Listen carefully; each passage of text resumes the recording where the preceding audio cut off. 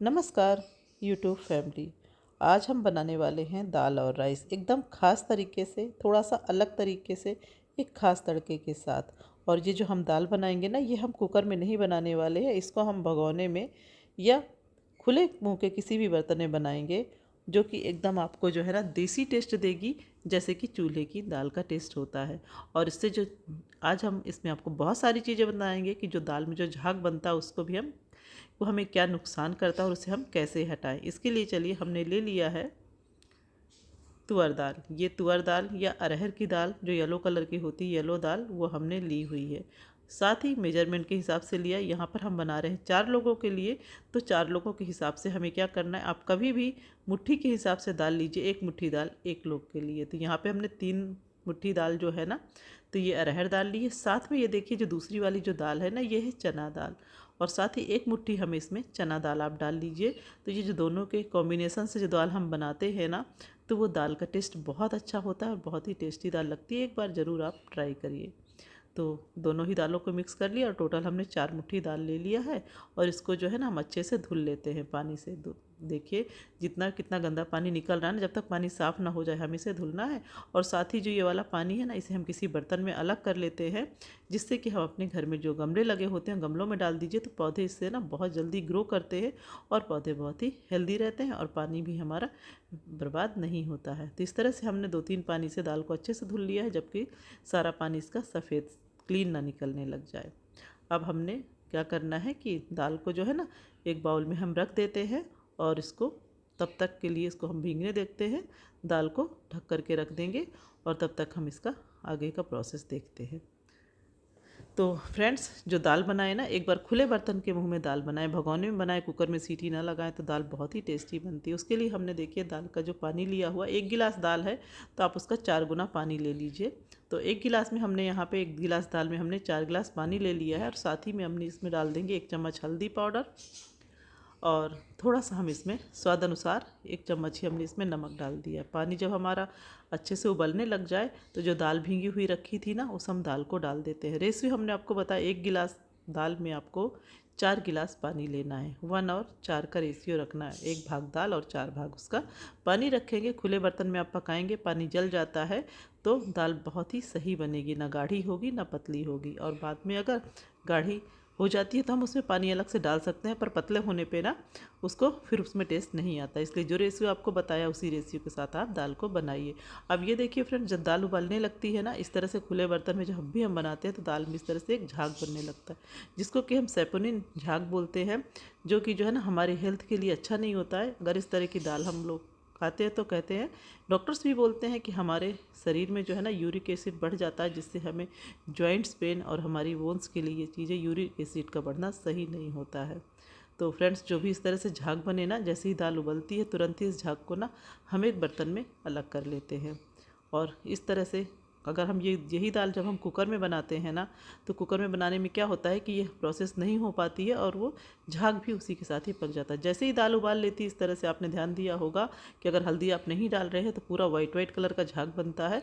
हल्दी हमने डाल दी तो इस तरह से ये झाग बनता है। इस झाग को आप जितना भी झाग है, इस झाग को निकाल लीजिए और इसको अलग कर दीजिए दाल में से।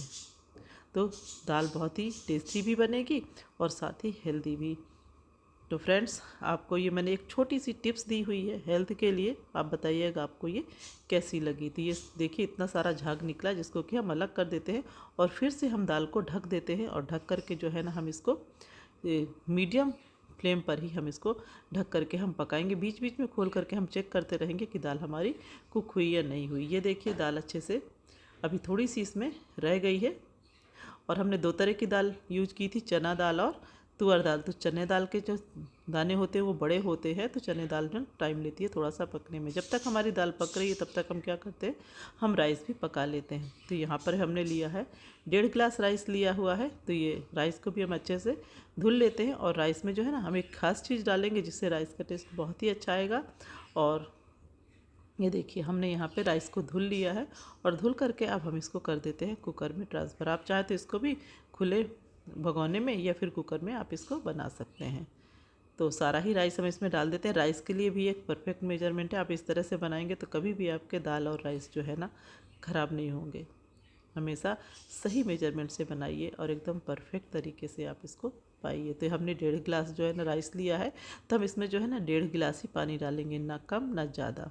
बहुत से क्या होता था पहले जो है ना, या अभी भी लोग फिंगर की मदद से भी जो है ना पानी हम लोग चेक कर लेते हैं। मेरी भी आदत है, हम भी ऐसे चेक कर लेते हैं। तो जो एक पोर होता है ना उंगली का, आप इस हिसाब से देखिए, अगर इतना भी आप इसमें करेंगे तो भी मेजरमेंट सही रहेगा। साथ ही इसमें हम डाल देंगे थोड़ा सा नमक और 1 चम्मच शुद्ध देसी घी। नमक और शुद्ध देसी घी डालने से चावल बहुत अच्छा बनता है।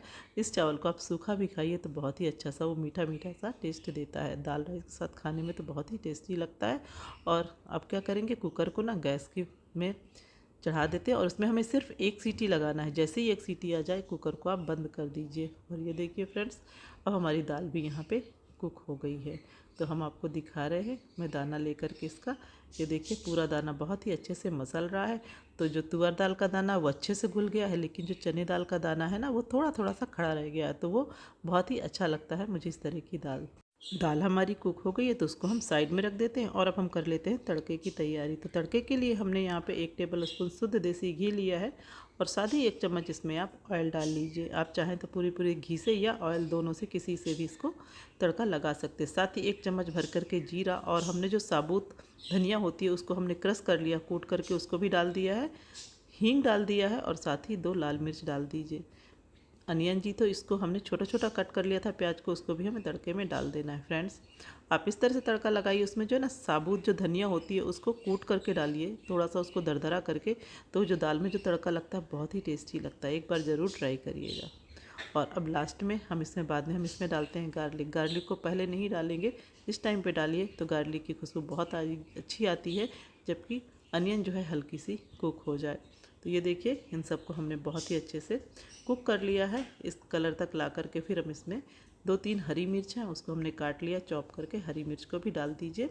मिर्च आप अपनी स्वाद के अनुसार कम या ज़्यादा कर सकते हैं। साथ ही हमने इसमें अब डाल दिया है आधा चम्मच हल्दी पाउडर और 1 चम्मच ही भर करके हमने इसमें डाल दिया कश्मीरी लाल मिर्च। कश्मीरी लाल मिर्च डालिए तो दाल में जो तड़के का कलर आता है, जो दाल का कलर आता है ना, बहुत ही अच्छा सा आता है, एकदम खिला हुआ दाल का कलर। साथ ही 1 टमाटर लिया हुआ था, उस टमाटर को भी अब हम टमाटर भी डाल देंगे और सारी ही चीज़ों को अब हमें अच्छे से कुक कर लेना है। नमक हम दाल में पहले ही डाल चुके थे, पर थोड़ा सा नमक यहाँ पर भी हम यूज कर लेते हैं क्योंकि वहाँ पे हमने कम डाला था। और साथ ही हम इसमें डाल देंगे आधा चम्मच धनिया पाउडर। सभी चीज़ों को हमें अब अच्छे से पका लेना है। टमाटर, हमें ये देखना है कि टमाटर हमारा अच्छे से गल जाए।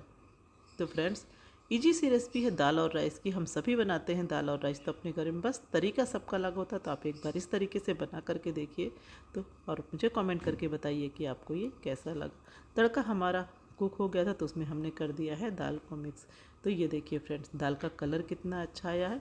दाल ना अभी जब ठंडी होती है तो ये और ज़्यादा जो है ना थोड़ी सी ये गाढ़ी हो जाएगी, इसलिए अभी हमने इसको इतना ही पतला रखा हुआ है। ये देखिए जो बड़े बड़े दाने हैं वो चने दाल के दाने हैं और तुअर दाल अच्छे से गल गई है। तो मुझे जो खाने में जो दाल के साथ थोड़े से दाने जो साबुत से दाने क्रंची क्रंची से लगते हैं वो बहुत ही टेस्टी लगते हैं। आप चाहे तो सिर्फ एक ही दाल का यूज कर सकते हैं, सिर्फ तुअर दाल का भी।